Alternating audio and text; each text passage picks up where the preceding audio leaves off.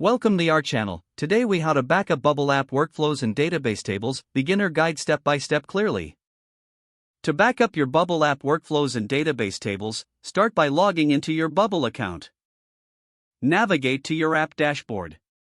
Select the app you want to backup. In the left sidebar, locate the Data section and click on it. Under Data, click on App Data. In the App Data section, you will see a list of your database tables. To back up a specific table, find the table you want to export.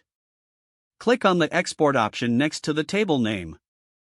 Choose the format you would like to export your data in, typically CSV. The file will download to your computer, containing all your table data. Now, return to the app dashboard. Next, navigate to the Workflows tab in the left sidebar. Identify the workflow you want to backup.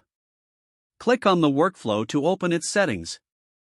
Look for the Export option in the workflow settings. Click on Export to save your workflow configurations. The workflow will be saved as a file on your computer. Repeat this process for any other workflows you want to backup. After exporting all necessary workflows and database tables, ensure you have organized the downloaded files. Store these files in a safe location for future use. Regularly backing up your app data will help prevent data loss. Consider setting a reminder to perform backups periodically. Doing so ensures your Bubble app remains secure and functional. If the page does not load, refresh the browser or try again in a private or incognito window.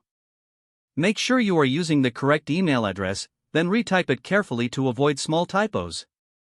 If your password is not accepted, use the reset option and create a new strong password you can remember. Check your spam folder for verification or security emails, then complete any requested confirmation steps. Enable two-factor authentication if available to improve account security and reduce unauthorized access risk. After signing in, review your profile details so your contact information and settings are accurate and current. Don't forget to like this video and subscribe to our channel for more step-by-step tech guides.